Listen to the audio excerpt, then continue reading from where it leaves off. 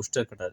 এই এখানে আপনাদেরকে দেখাবো যে লাউয়ের ফলন কিভাবে বৃদ্ধি করা যায়। কুমড়ো জাতীয় ফসলের সেলফিং অর্থাৎ ব্রিডিং এর ব্যবস্থা যদি করা হয় তাহলে কিন্তু ফলন আপনারা যেটা আশা করেন তার থেকে দ্বিগুণ হবে।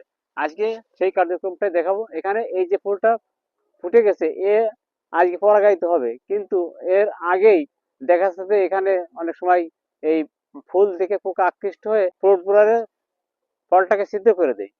দেওয়ার ফলে এই ফলটা হয়তো ধরবে, কিন্তু পরবর্তীতে কিছু কিছু ফল দেখবেন নষ্ট হয়ে যায়, ওরকম হয়ে যাবে।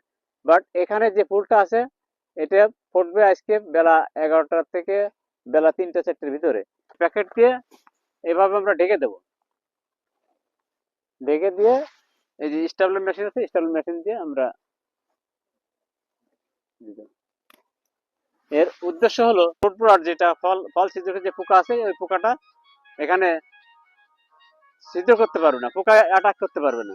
এখানে আরো একটা ফল আছে, এটাতেও কিন্তু প্যাকেট করতে হবে। এই এই রেখে দেওয়া হলো এভাবে, ফুল কিন্তু ঠিকই তার মতো ফুটে যাবে। এর পরবর্তী কাজ যেটা সেটা বিকেলে করতে হবে, সেটা আপনাদের দেখাবো। এখন বিকেল বেলা আপনারা যে পুরো ফুলটা দেখতে পাচ্ছেন এই ফুলটা এখনো ফুটে পারেনি, আর এর ভিতরে কোনো পোকামাকড়ের রোগ জীবাণু এখানে বহন করে বসাতে পারেনি। দেখেছিলেন যে সকালে স্ত্রী ফুলকে আমরা প্যাকেটিং করে রাখছিলাম, এখন এই ফুলটা তুলে নিয়ে যায় সেখানে আমরা সেলফিং বা ব্রিডিং এর কাজটা করবো, পরাগায়ন ঘটাই পরাগায়নের কাজটা করে দেবো। এখানে ফুলটা আমরা এখন কালেকশন করছি। এই যে ফুলটা নিয়ে নিন। দেখেছিলাম যে স্ত্রী ফুলগুলোকে প্যাকেটিং করে রেখে দিতে হবে যাতে ফুল ফুটলে সেখানে পোকামাকড় বা রোগের আক্রমণ সেখানে না হয়। এখন আমরা এই প্যাকেটটিকে খুলবো, খুলে এখানে এই যে পুরুষ ফুল সংগ্রহ করে নিয়ে আসলাম। এই পুরুষ ফুলটির যে পরাগরেণু ওই স্ত্রী ফুলের পরাগধানীতে আমরা সেলফিং করে দেবো, অর্থাৎ পরাগায়ন ঘটিয়ে দেবো।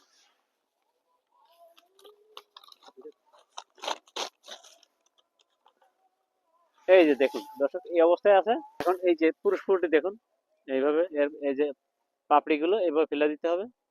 ফেলে দেওয়ার পরে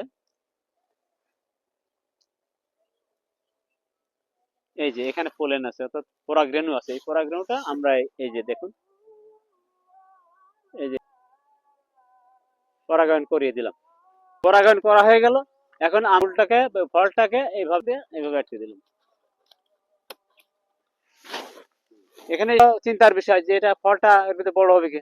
এই যে এখান থেকে দেখতে পাচ্ছেন এখান থেকে সারা রাত কুয়াশা শিশির পড়বে, আর এই কাগজগুলো এমনই যে যখন কুয়াশা পড়বে তখন নরম হয়ে যায়, আর ফলটা যখন আস্তে আস্তে বড় হবে তখন সেটা আপনাদের দেখাচ্ছি সেটা কিভাবে ফেটে বেরিয়ে যায় লাউ। এই যে দেখুন এই লাউটাকে পরাগায়ন করার পরে প্যাকেটিং করা ছিল, এখন কিন্তু এই প্যাকেট ছিঁড়ে আস্তে আস্তে লাউটা বেরিয়ে যাবে বা লাউ এখন বড় হবে, প্যাকেট আস্তে আস্তে নষ্ট হয়ে যাবে। এভাবেই কিন্তু আপনার সুস্থ সবল লাউ উৎপাদিত হবে।